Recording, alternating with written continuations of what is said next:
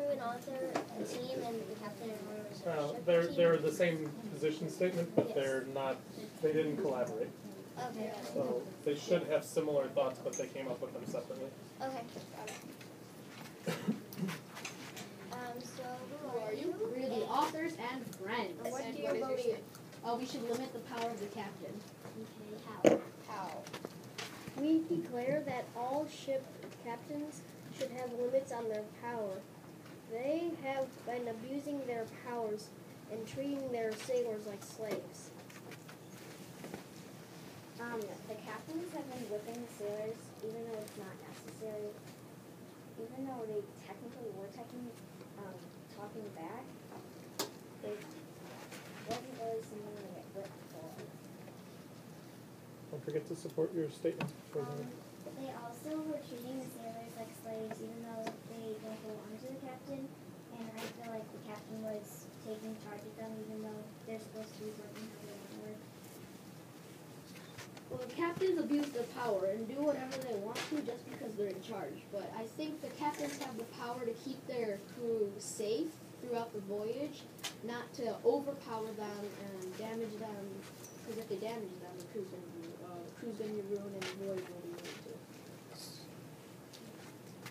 We also think that everyone on the ship should have freedom to speak, because Sam, actually, in the story, they said that he was a little slower than all the other crew members, so he was getting whipped technically for his disability, because even if he didn't talk back, he's going to be on the slower end because maybe of his disability that they said. So what do you think the captain's limit should be?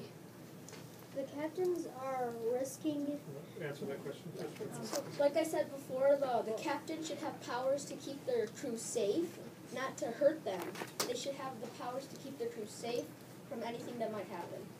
So what are the new limits then? Because if those are already the limits that the captain's already taken advantage of. If you're not making any new limits, it's almost like nothing has changed, and they're still going to take advantage of the limits that they have.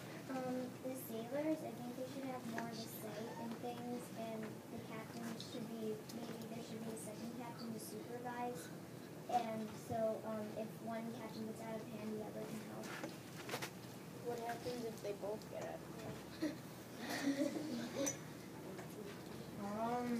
If they both get out of hand, then we've selected some pretty bad captains. The captains are risking the success of the voyage by hurting the sailors. Like I said before, they're making the chance of the voyage going lower and lower. Succeeding the voyage. So let me say that again. So the captain is hurting our friends or sailors by hurting them and damaging them. So the success of the voyage is not gonna get that high if you're gonna hurt your teammates. So basically, they're also hurting the sailors, but they're also hurting their privilege of being a captain by abusing their power and just they're basically slacking their job. And so finally, the captains are abusing their privilege of being the leader of the group by doing all the things. So as friends of the crew members, what do you think, as the friends, you could do to help the crew how to help them not get out of your punishment, but how can you help the crew be better so they don't have that result of getting whipped? They should have maybe they should start training the sailors before they come aboard and start getting whipped a lot. Well, so like people said before, friends have been on the ship because they want to do it, but some of them are just wanting to do it for the fun of it. But I don't think that's just a little dangerous, so we should help them a little bit by giving some advice and training them.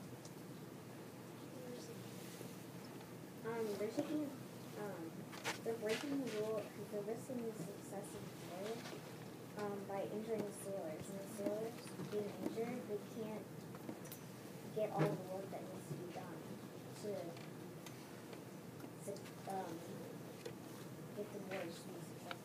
So how does that all even out then? If you have people getting injured because of the captain, and they can't do their full job because they're injured, if everybody's injured, how will it all even out? Because if there's a few people that aren't, they'll have to pick up the extra slack, and that's just not fair. That's more or less favoritism. Could you please clarify a little bit? So like, basically the whole trip on the ship is just like a torture mode, because all they're doing is hurting the sailors, not really getting all the work done that needs to be done to have a successful voyage. I personally think that if on the ship the captain is like, abusing the rights of the sailors, whipping them, the sailors are not going to be like thrilled to go back to work and work as hard as they can. So by treating the sailors poorly, it kind of backfires on the captain, saying that they might want to sabotage what the captain wants to have done. The captain should be limited, and so they can keep having the successful voyage. They should congratulate the sailors when they do something good, so they can be encouraged to do better the next time. Okay, 1 minute for it.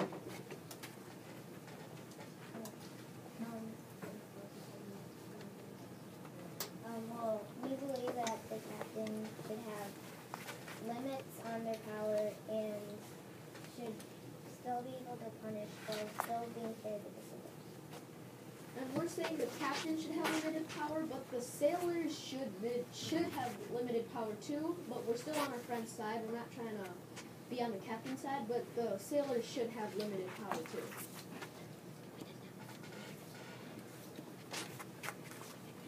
So basically, in conclusion, by limiting not only the powers of the captain, but then the sailors, because we don't want the sailors to abuse their freedom, we think that if we limit the powers of both, it will equal out and give you like peace on the boat.